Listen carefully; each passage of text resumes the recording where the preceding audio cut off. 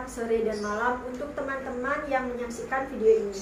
Pada podcast Pendobrak Sastra kali ini kita akan membahas beberapa hal yang penting dan menarik. Oh ya, sebelumnya perkenalkan saya Ika Nur Hasanah dengan NIM 20021040283. Di sini saya tidak sendirian dan saya sudah ditemani oleh dua orang teman saya.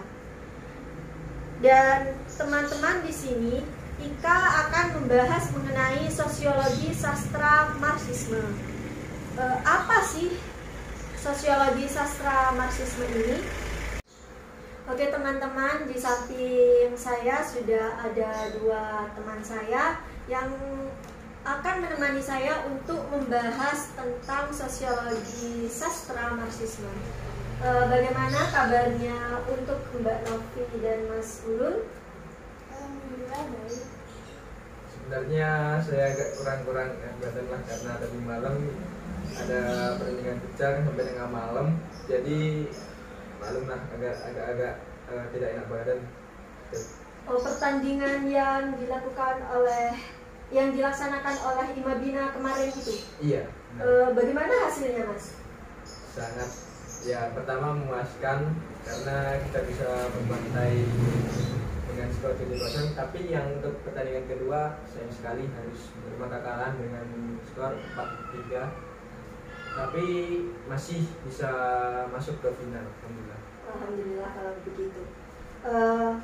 Mungkin Mbak Novi dan Mas Ulul bisa memperkenalkan diri terlebih dahulu kepada teman-teman yang menonton video ini. Baik, perkenalkan, nama saya Ulul Absar Abdullah dengan NIM 2002110402065 dari Prodi Pendidikan Bahasa dan Sastra Indonesia. Perkenalkan, saya Novia Mandiri Hidayah dengan NIM 2002104020080. Saya dari Pendidikan Bahasa dan Sastra Indonesia, Universitas Solo. Jadi Mbak dan Mas ini sama-sama dari Prodi Pendidikan Bahasa dan Sastra Indonesia ya? Iya, betul. Baik, selanjutnya kita bahas apa sih sosiologi sastra Marxisme itu, dan infrastruktur dan suprastruktur seperti apa yang ada di sosiologi sastra Marxisme. Mungkin dari Mas Ulul dan Mbak Novi bisa menjelaskan lebih dalam tentang sosiologi sastra Marxisme. Berkaitan dengan Marxisme ini adalah pandangan yang dicetuskan oleh Karl Marx dan Friedrich Engels, di mana Karl Marx ini menentang adanya kapitalisme dari kaum kelas atas dan kaum bawah. Kaum kelas atas ini cenderung lebih mengeksploitasi sumber daya manusia dari kaum proletan. Kaum proletan sebenarnya dia ini bekerja untuk kaum borjuis dengan upah yang sedikit. Nah, maka dari itu Marx ini meneruskan pandangan Marxisme. Nah, pandangan ini cenderung ke komunisme karena di sini kaum proletan ini sangat diharapkan untuk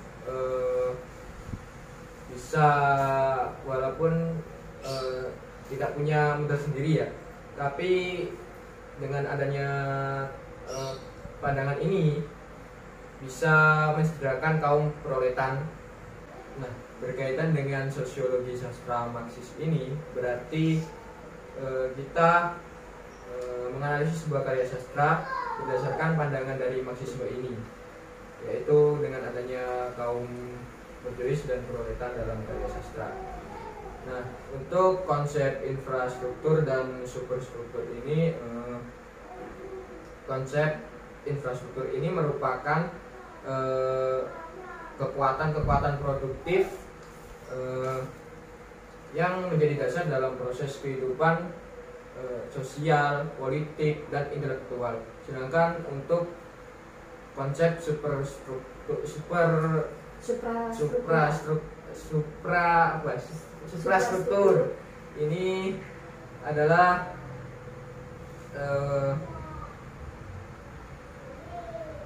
mengacu pada bentuk-bentuk kesadaran sosial yang real seperti politik, agama, etik, dan estetika.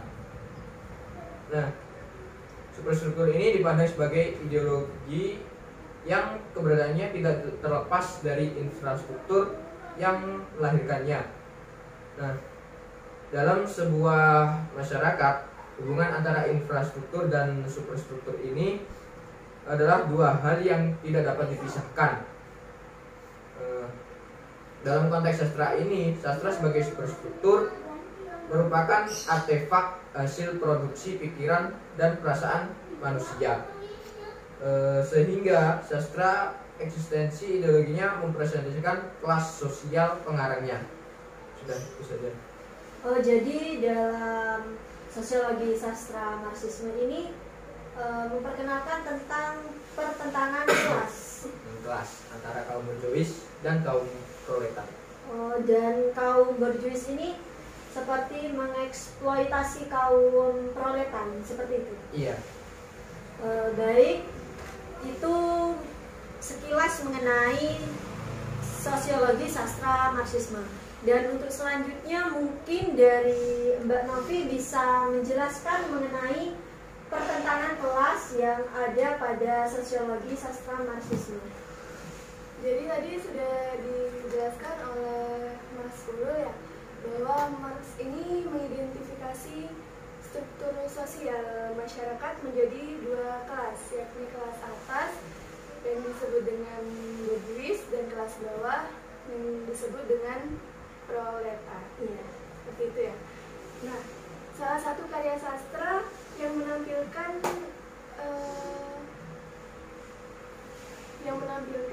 sebuah pertentangan kelas atas dan kelas bawah ini ada pada salah satu novel yang berjudul Rima-Rima Tiga Jiwa. Iya. Rima-Rima Tiga Jiwa ini karya dari Akasa Dita. Jadi di novel Rima-Rima Tiga Jiwa ini membahas mengenai dunia malam, membahas mengenai prostitusi, di mana terdapat salah satu tokoh yang bernama Sagino yang dikenal dengan sebutan Sylvie ketika malam hari. Bagaimana bisa tokoh Sylvie ini di pagi hari dipanggil dengan Sagino dan malamnya itu dipanggil dengan Sylvie? Karena Sylvie ini merupakan kaum proletar, di mana kaum ini dipandang sebagai kaum kelas bawah karena menjalani kerasnya hidup, jadi seperti kekurangan ekonomi. Kemudian Sylvie ini bekerja sebagai PSK. Oh iya, paham. Kemudian ada juga yang bernama Rima. Rima ini sebagai PSK juga, tapi dia sudah tua dengan buruk rupa. Rima ini juga sebagai kaum proletar kelas bawah yang melayani salah satu tokoh kaum borjuis yang bernama siapa ya? Susanto. Nah, Susanto. Ya, Susanto. Berarti sudah pernah baca novelnya ya? Iya, sudah. Wah, hebat sekali bacanya. Nah, novel ini membahas mengenai bentuk pertentangan kelas antara kaum penguasa dengan kaum kelas bawah itu tadi. Jadi selain siapa tadi? Susanto. Selain Susanto tadi itu ada juga kaum borjuis yang menentang adanya kelas bawah, yakni seperti para pejabat, polisi, dan aparat negara lain yang bebas. Oh, seperti itu. Jadi dalam novel Rima-Rima Tiga Jiwa ini itu mengangkat cerita dari dunia prostitusi, di mana tokoh sentral ini menjual dirinya karena masalah ekonomi. Dan mengenai kapitalisme yang sudah dijelaskan saudara Ulul, itu penyebab terjadinya pertentangan kelas dalam novel ini itu didasari oleh sistem kapitalisme di kehidupan ekonomi masyarakat, seperti itu. Dan di novel 553 Jiwa ini juga menggambarkan pertentangan kelas antara kaum proletar dengan kaum berjuis. Dengan kaum berjuis. Dan saya juga pernah membaca novelnya itu, jika saya tangkap seperti ini, terjadi pertentangan antara tokoh Rima dengan perempuan tua yang bernama Sylvie tadi itu. Kebalik, Sylvie ini bertentangan dengan wanita tua yang bernama Rima. Jadi wanita tuanya itu bernama Rima. Nah, Sylvie ini sebagai PSK yang mendatangi salah satu tempat yang seperti itu ya. Jadi Rima dengan Sylvie ini dalam novel tersebut bertengkar karena tidak rela dengan perebutan Susanto. Berebut Susanto itu tadi, karena penghasilan mereka kan dari Susanto tadi. Nah, si Rima ini merasa iri seperti itu terhadap perempuan itu. Sylvie ini merasa iri terhadap Rima itu tadi. Berarti Sylvie-nya yang merasa iri ya, bukan dari pihak Rimanya. Bukan. Mungkin dari pihak Rimanya itu lebih lebih menarik gitu di mata Susanto. Tapi dalam novel tersebut dijelaskan bahwa Rima ini wanita tua buruk rupa. Oh, jadi si Rimanya ini wanita tua. Iya, wanita tua. Bisa jadi menggunakan pelet. Menggunakan pelet, ya bisa jadi mungkin. Jadi berdasarkan pembahasan yang sudah kami lakukan, sudah saya lakukan dengan Mas Ulul dan Mbak Novi, bisa ditarik kesimpulan jika dalam cerita novel 553 Jiwa ini tokoh sentral antara Rima dan Sylvie ini terjadi pertentangan. Dan di mana kaum proletar ini mengalami pertentangan kelas dengan kaum borjuis, dan kaum borjuis ini yaitu seperti polisi, pejabat, aparat negara, dan kaum yang bergaji lainnya seperti itu. Dan pertentangan ini terjadi dalam bentuk penindasan dan dominasi ya, seperti itu pada Rima dan Sylvie tadi. Iya, betul sekali. Dan sistem kapitalisme yang menerapkan sistem penindasan kepada kaum proletar ini juga sebenarnya masih marak pada saat ini. Sebenarnya iya sih. Iya benar. Benar sekali. Cuma dalam pandangan komunisme kan ada yang negara yang memandang adanya sebuah komunisme seperti Cina kalau nggak salah ya, kalau nggak salah tapi. Nah ini walaupun kaum proletar ini terbilang susah, tapi mereka dapat jaminan hidup dari ekonominya kan terbagi rata sama berjuis lah gitu.